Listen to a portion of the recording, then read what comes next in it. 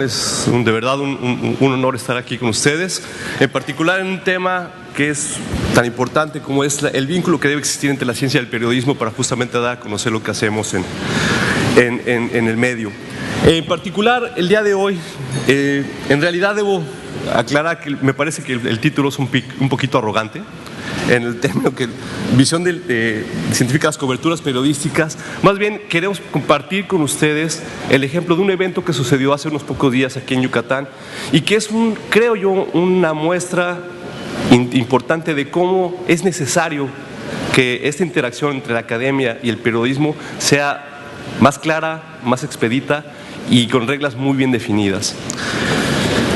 Antes de esto quiero platicarles, el CICI es una institución que tiene aproximadamente 30 años, o más de 30 años en Yucatán, y desarrollamos investigación en varias áreas como son la bioquímica y biología molecular de plantas, la biotecnología, ciencias del agua, materiales poliméricos y recientemente en energía renovable, en energías renovables y recursos naturales, por supuesto. Esto nos ha llevado a vincularnos con las comunidades indígenas, con productores, con instituciones académicas, empresas y evidentemente con los gobiernos de los estados, ya que el CICI tiene presencia no solamente en Yucatán, sino también en Quintana Roo.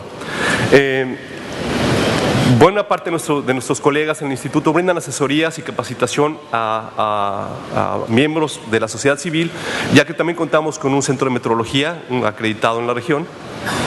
Y finalmente, bueno, creo que hemos logrado desarrollar un liderazgo académico en la región que nos ha colocado en una posición privilegiada en el sureste de México.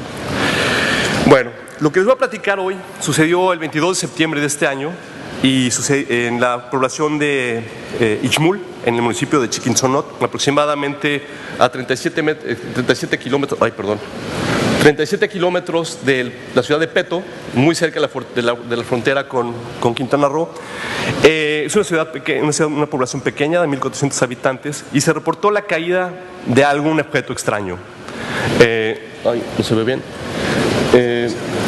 La gente se preocupó, empezaron a ver reportes y se empezaron a generar reportes acerca de lo que había sucedido. Los pobladores del lugar recuperaron muestras de este objeto extraño que ven ustedes aquí en la fotografía y se empezó a especular si se trataba de un meteorito, basura espacial o alguna otra cosa. El problema fue que la imaginación empezó a correr. Esto que ven ustedes aquí es un dibujo que elaboraron los pobladores de la zona para tratar de explicar lo que habían encontrado. Y empezaron a aparecer las notas en los periódicos, y periódicos nacionales y locales y nacionales. Y como ustedes van a ver en esta secuencia que tratamos de armar de manera un tanto cuanto cronológica, inician con notas que dicen que se trató de un objeto celeste. Hasta ahí todo bien. Ya después dijeron, no, bueno, fue un meteorito, y ya escaló de meteorito a ovni. Pero no paró ahí.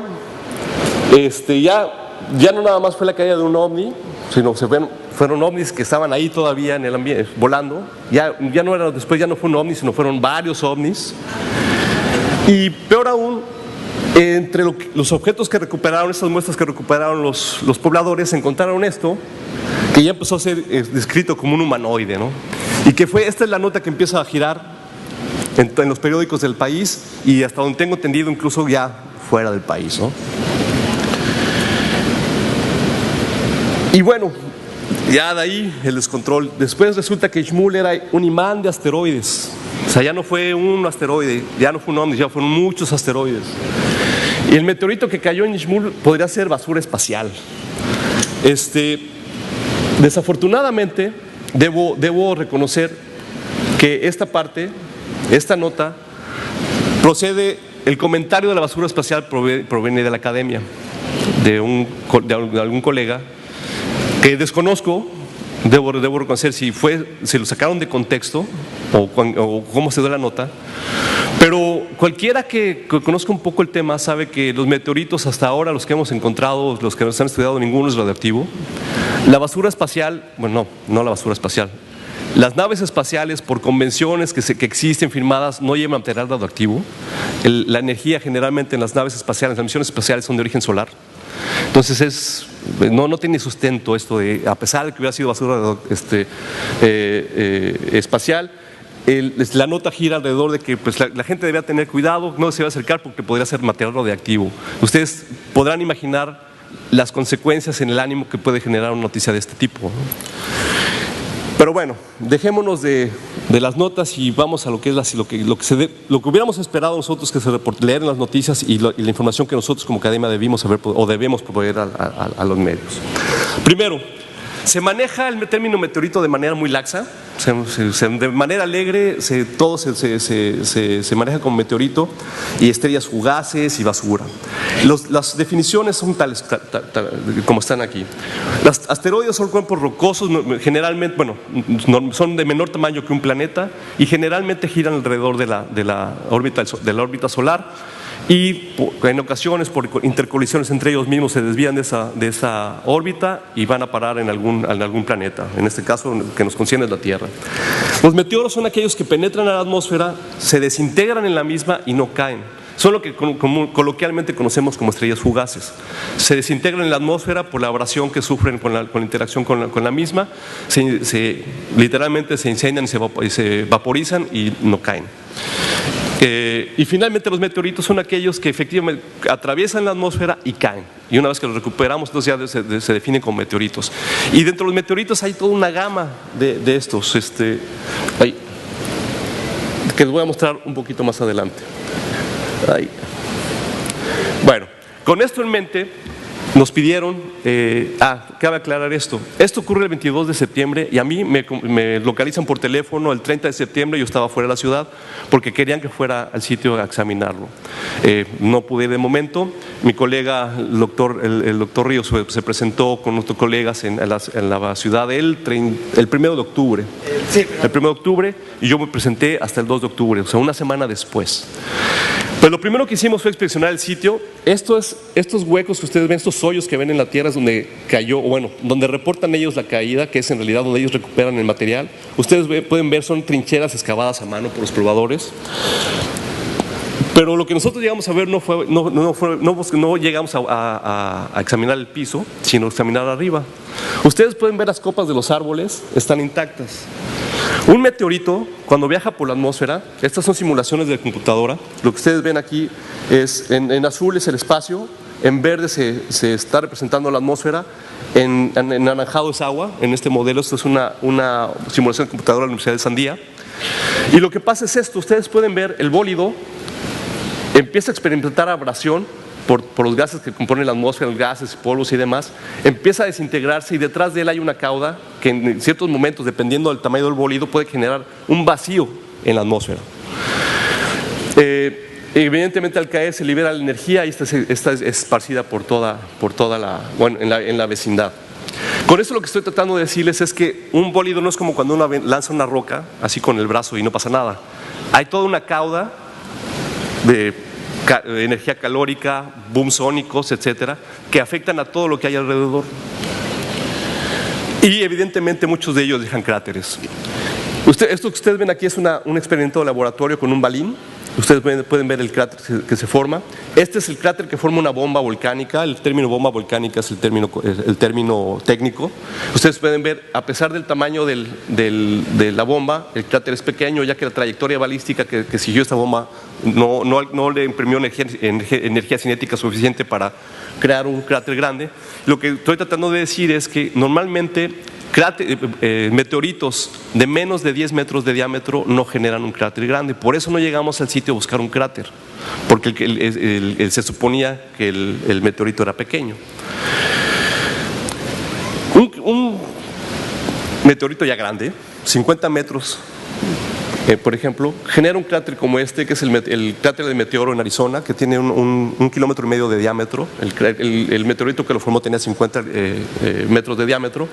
Y por ejemplo, un evento que es muy famoso es el de Tunguska en 1908, donde el meteorito no cayó. el meteorito se desintegró en la atmósfera, aproximadamente entre 5 y 10 kilómetros de altura, y se estima entre 60 y 120 metros de altura. Lo que les quiero decir con esto es que a pesar de que el meteorito no cayó, ustedes pueden ver aquí son árboles que fueron derribados y todos se acomodaron de manera radial al epicentro de donde se liberó la energía del meteorito.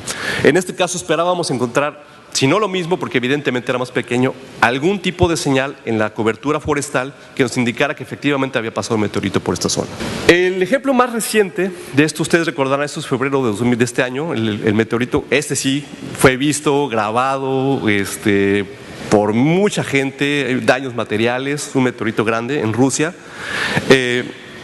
Desafortunadamente creo que hay algún problema, pero aquí traía un video del meteorito, donde lo que le quería mostrar es que la energía lumínica que generó el meteorito alcanzó a iluminar a su paso la ciudad. Se ve perfectamente el cambio de sombras conforme va pasando el meteorito, y más importante es que el boom sónico, que llega con un retraso de aproximadamente 50 segundos después de la luz, rompió vidrios. De hecho, muchos de los heridos que hubo por el paso de este meteorito fue por los restos de vidrio, las esquirlas de los vidrios que se rompieron e hirieron a mucha gente que estaba cercano a ventanales.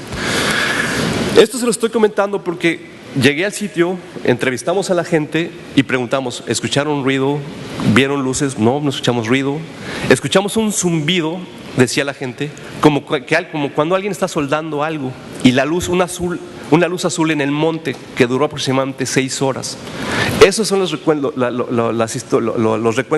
los relatos de la gente que estaba ahí. Entonces, y esto fue, ellos reportan que fue en la noche. Nadie reportó luz, que se haya iluminado el pueblo de manera súbita. Nadie reportó algún movimiento telúrico por la caída del mismo. Un meteorito cae y se enfría, no dura 6 horas ahí como haciendo un zumbido, como que alguien que solda. Y bueno, pasamos a examinar el material. Esto que ustedes ven aquí son meteoritos de verdad. Y de verdad, con eso ya le estoy anticipando el dictamen de los análisis. Pero es interesante ver, este es un meteorito que tiene lo que se conoce como una corteza de fusión. Llegan a alcanzar temperaturas tan altas en su tránsito por la atmósfera que la corteza exterior del meteorito se funde y crea esta corteza. Si el meteorito cae a tierra y se queda en su lugar durante mucho tiempo, por la erosión y por el intemperismo que experimenta, esta corteza desaparece y quedan esas texturas como de óxido normalmente. Otro aspecto muy interesante es, por ejemplo, este meteorito que ustedes ven aquí. Se pueden ver las líneas de flujo del viento abrazando la superficie del meteorito. Esto es muy común encontrar los meteoritos. Finalmente, normalmente hay 3 tipos de meteoritos: los que son rocosos, los que son de fierro y los que son los rocosos ferrosos, y dentro de esos hay toda una familia, toda una clasificación. Son muy densos, normalmente andan entre 2 y 8 gramos por centímetro cúbico de densidad. El promedio de las rocas en la corteza terrestre es de 2.5. Entonces uno esperaría que un meteorito normalmente esté en 2.5 y hacia arriba. Normalmente andan en 5 o 6, los que son metálicos y alcanzan hasta los 8 gramos por centímetro cúbico. Lo que nosotros encontramos fue este material. Es un material rugoso, la superficie no está pulida en lo absoluto, es muy poroso, muy ligero. No medimos la densidad, pero difícilmente debe llegar a 2 gramos por centímetro cúbico. Como ustedes ven, en algunos aspectos es hueco y tiene una corteza en el que se pueden ver tres capas de 3 diferentes colores, y el interior tiene un aspecto vítreo. Ustedes, esto que ven aquí son 2 burbujas de vidrio, que a manera de anécdota, que además fue un dato que a mí me preocupó mucho, y más adelante voy a explicar por qué. Les decía, la gente estaba ansiosa, digamos, ¿qué es? No me atreví a decirles esto no es un meteorito, y lo que les dije fue, esto es un material que se calentó muchísimo, alcanzó temperaturas muy altas y se vitrificó. Esto que ustedes ven aquí son 2 burbujas de vidrio. La respuesta fue, no, esos son ojos.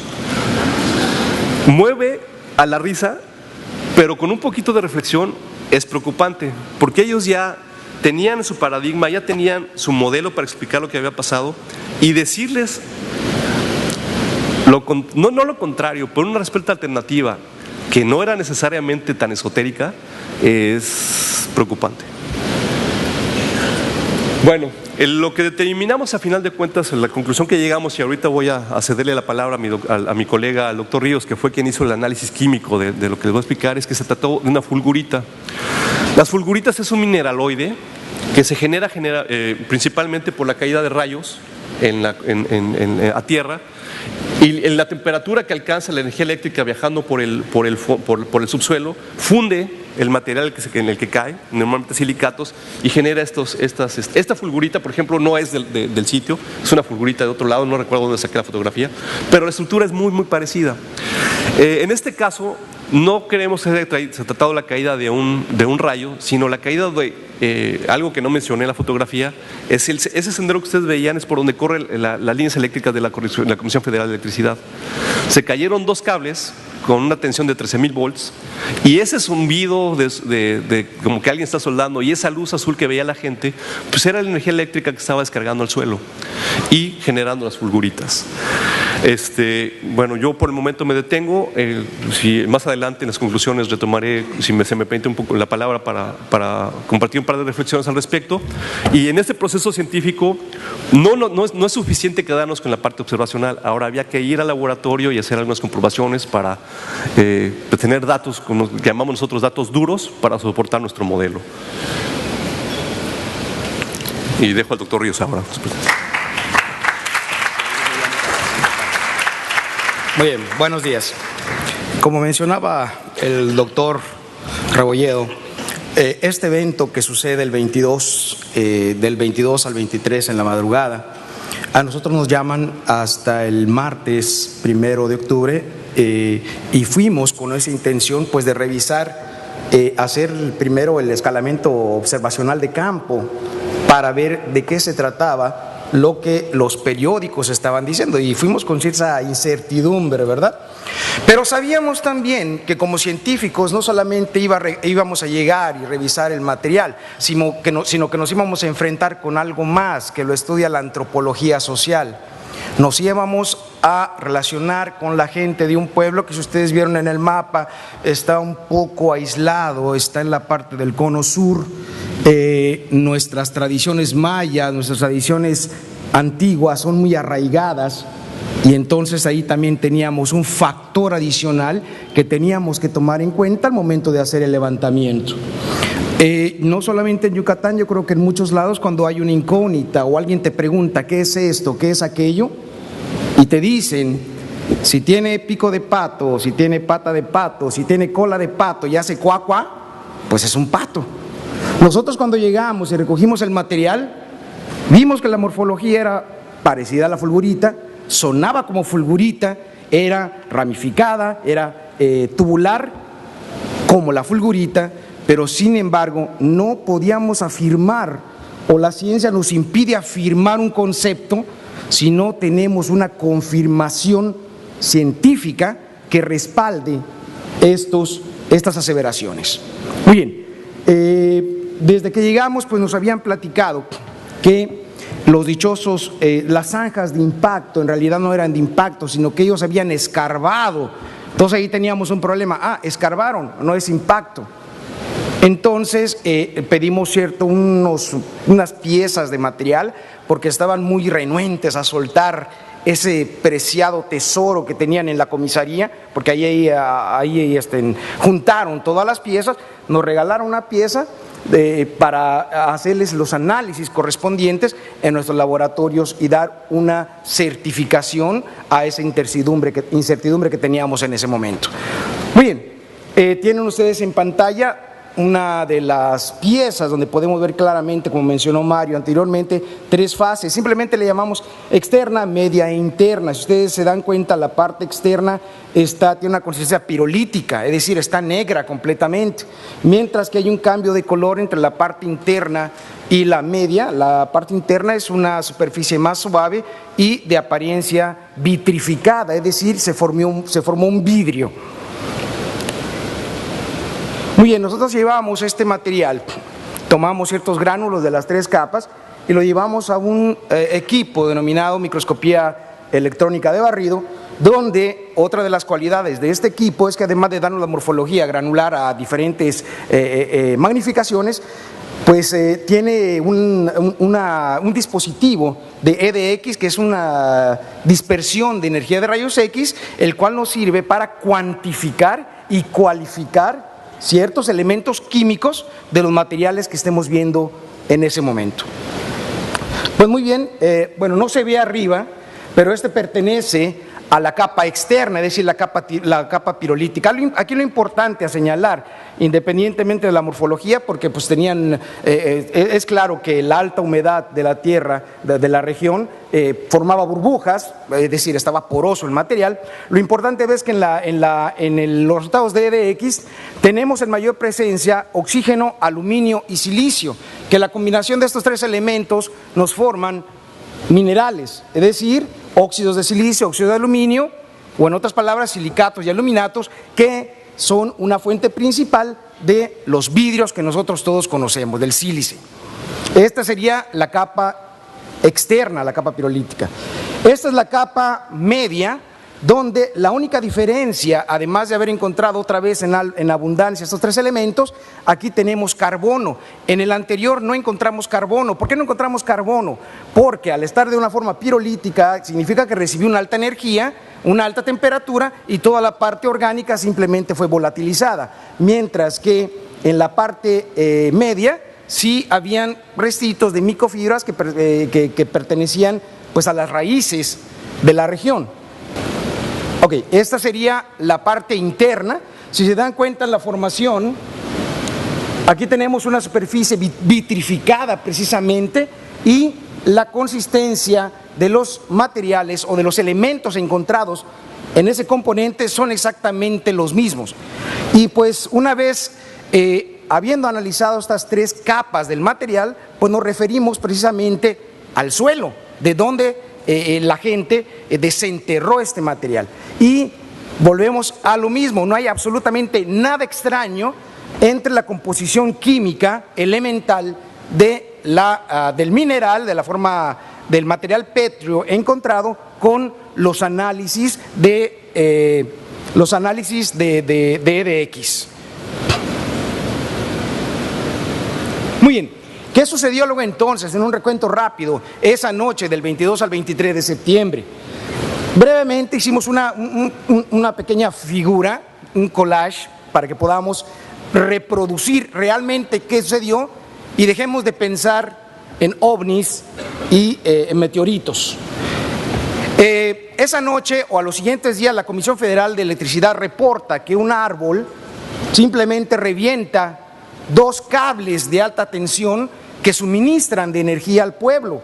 De hecho, el pueblo quedó toda esa noche sin energía. Y como Mario mencionó, existen reportes de los mismos pobladores que el chisporroteo duró 6 horas. Entonces, ahí vemos, si ustedes vieron la lámina de la fulgurita normal, producida por un rayo, tiene una coloración muy bonita, hasta rosadita. En este caso, la superficie estaba completamente carbonizada, pirolítica, por la alta concentración de energía y alta temperatura. Muy bien. Estos 2 cables, cada uno de ellos con una corriente de aproximadamente 13,000 volts, caen sobre un suelo arcilloso rico en minerales. Estos minerales están conformados principalmente, como ya vimos en los análisis químicos, de óxidos de silicio y óxidos de aluminio.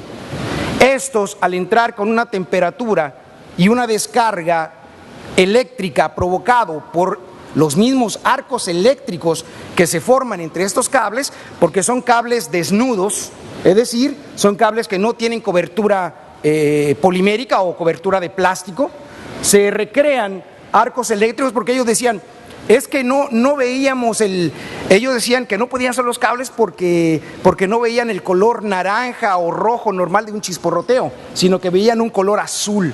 Bueno, pues el color azul se forma precisamente cuando los 2 cables actúan como electrodos y forma un arco eléctrico, ¿sí? Y digo, afortunadamente la gente no se acercó más allá, porque estuviéramos hablando entonces de gente que hubiera perecido electrocutada. ¿sí? Porque el suelo que cuando lo analizamos, una cantidad muy alta de humedad. Muy bien, la energía producida por esos arcos eléctricos simplemente funde los minerales que se encuentran en el suelo, en el terreno, y de ahí que alguna de las observaciones que hicimos en campo fue que observamos muchas plantas donde la raíz, o sea, ya estaban arrancadas, donde la raíz y la parte inferior del tronco estaban quemados. Sin embargo, el resto, la parte superior de la planta, estaba completamente intacto, lo que significa que las plantas que estaban cerca de ese evento, pues simplemente se quemaron por la acción de altas temperaturas, ¿sí? de los arcos eléctricos. Y obviamente lo que encontramos, o lo que sucede, lo que encontraron las gentes fue la fulgurita. ¿Qué es la fulgurita? La fulgurita viene de la palabra fulgor, porque en zona, vamos a llamarle, en formación natural, como mencionó Mario anteriormente, se forma a través del golpe de un rayo. Un rayo al entrar a la atmósfera tiene una velocidad, tiene una carga, ¿sí? Al tocar el suelo, y un suelo alto en silicatos, como por ejemplo una playa, se forman, y dependiendo de la cantidad de compuestos, pueden haber fulguritas verdes, pueden haber fulguritas moradas o diferentes tipos de coloración incluso. Ahora, esa geometría tubular, esa geometría hueca, petrificada, ramificada, la da precisamente la formación del rayo, ¿sí? De hecho, a la fulgurita también le llaman, que es la mejor forma de tener un rayo en tus manos, porque le llaman rayo petrificado, ¿sí? ¿Por qué se forma ese avance? Pues bueno, ya se han hecho algunas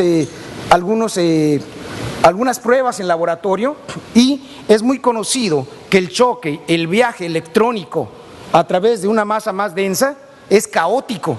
Por lo tanto, los electrones de alta energía que se encontraran en un rayo, en este caso no fue un rayo, en este caso fue electricidad, un arco eléctrico, el sistema también es completamente caótico y los electrones simplemente se mueven a alta velocidad, a alta temperatura, como ya explicamos, fundiendo el material, vitrificando el material, se formó vidrio, y eventualmente tenemos como resultado la formación pétrea, tubular, hueca, ¿sí? De lo que sería la fulgurita.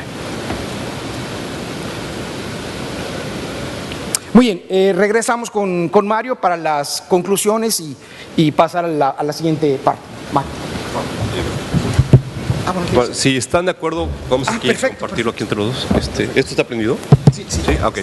Bueno, todo esto para explicarles de que entendemos perfectamente que cuando se da un evento de ese tipo, un sismo, caída de un meteorito, la prensa requiere información inmediata. Sin embargo, el proceso científico riguroso difícilmente va a poder proveer estas respuestas inmediatas. En el sitio fueron muchos de sus colegas que ¿qué es? Díganos qué es. Todo esto que les acabamos de explicar fue ir a campo, colectar evidencias, regresar al laboratorio, ir a las referencias, ir a la bibliografía, para saber a qué nos estamos, tener los datos que nos sustenten nuestro modelo. Como ustedes saben, ustedes se dedican al periodismo científico, bueno, de tecnología e innovación también. La ciencia tiene sus tiempos, tiene sus procesos. Uno, creo yo, de los piedras angulares o la piedra angular de la ciencia moderna, como la entendemos actualmente, es la reproducibilidad de datos. Cuando yo digo, o cuando nosotros decimos en este caso, la fulgurita, o lo que encontramos ahí es una fulgurita porque contiene una composición química de cualquier colega de cualquier parte del mundo debe obtener los mismos resultados en el margen estadístico, evidentemente, dentro del rol estadístico. En eso nos va todo. El único, siempre he dicho yo, y eso es mi posición personal, el único activo que tiene un científico es su credibilidad. Y ahí nos estamos jugando la credibilidad. Entonces, cuando al inicio de la conferencia decía que debemos establecer a ambas partes, la academia y ustedes, mecanismos en que podamos proveer la información científicamente rigurosa a ustedes con la velocidad o la pronteza que lo permita el sistema y ustedes puedan obtener la información que necesitan. Otra parte que es importante es algo que está ahí al principio, que los modelos se deben ajustar siempre a las observaciones y no al revés, que es muy común.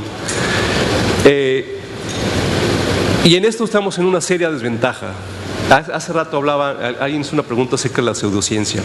La primera persona que llegó al sitio es un ufólogo.